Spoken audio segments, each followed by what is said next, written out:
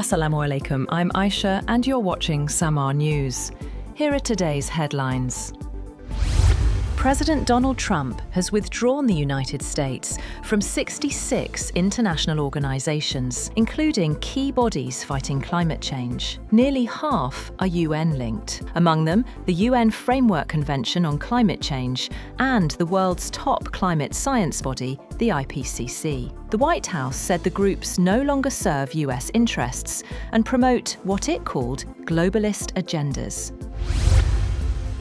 Reacting to the news, China said Washington's reported withdrawal from dozens of international organizations is nothing new. Beijing said multilateral bodies exist to serve shared global interests, not the priorities of one country. Foreign Ministry spokesperson Mao Ning warned that weakening the UN system risks power politics and instability, especially for smaller nations.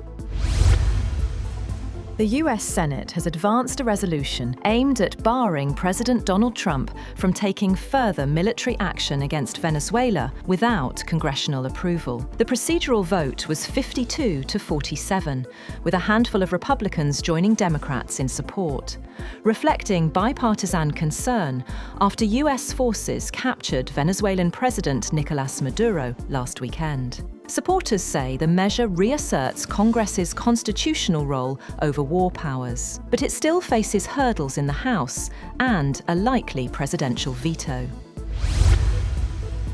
The United States will control the sale of Venezuelan oil indefinitely, managing exports and revenue as part of a new energy strategy following heightened US involvement in Venezuela, officials says. US Energy Secretary Chris Wright said, Washington has begun marketing stored Venezuelan crude, about 30 to 50 million barrels, and plans to continue selling future production on global markets under US oversight. Proceeds from these oil sales will be held in US-controlled accounts and used to stabilize Venezuela's economy, rebuild its oil sector, and support both American and Venezuelan interests.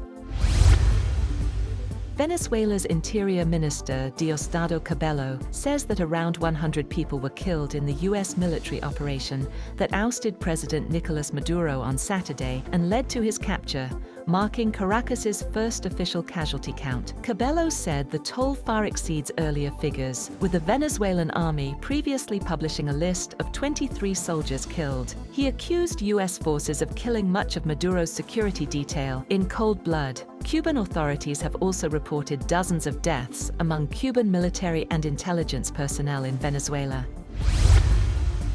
Chief of Army Staff and Chief of Defence Forces Field Marshal Asim Munir has reiterated the Pakistan Army's zero-tolerance policy toward any threats to national security, emphasising the institution's unwavering resolve to confront all challenges with professionalism and determination. During his visit to the Lahore Garrison, he stressed that the armed forces remain steadfast in safeguarding the country's sovereignty, territorial integrity and internal stability, while promoting a culture of discipline, excellence and selfless national service. Pakistan Air Force Air Chief Marshal Zaheer Ahmed Babar Sidhu has paid an official visit to Saudi Arabia, where both sides held detailed discussions on defence collaboration and regional security challenges. It was mutually agreed to further strengthen defence cooperation between Pakistan and Saudi Arabia. The Pakistan-Saudi Defence Agreement was described as a symbol of mutual trust, shared values, and brotherly relations between the two nations. Both countries agreed to increase joint training initiatives and operational cooperation. The Saudi leadership praised the professionalism and high combat readiness of the Pakistan Air Force.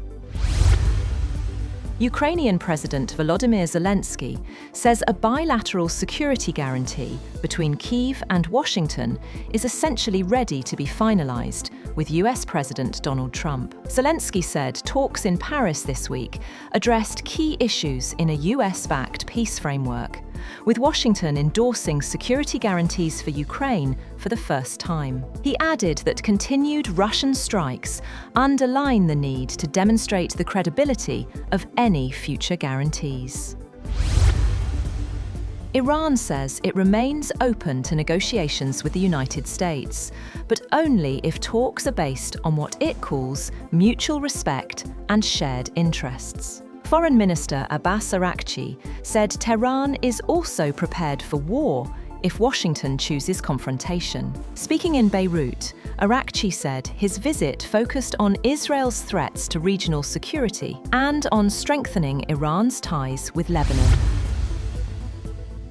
President Donald Trump has endorsed a bipartisan bill allowing the U.S. to impose sanctions on countries purchasing Russian oil, including China, India, and Brazil. Senator Lindsey Graham, RSC, said Trump greenlit the Sanctioning Russia Act after a very productive meeting with lawmakers. The legislation, co-drafted by Graham and Democrat Richard Blumenthal, would give Trump authority to levy tariffs of up to 500% on imports from nations trading with Russia's energy sector. This bill will allow President Trump to punish countries buying cheap Russian oil fueling Putin's war machine, Graham said, adding it provides tremendous leverage against China, India, and Brazil to curb purchases of Russian crude financing Moscow's military operations.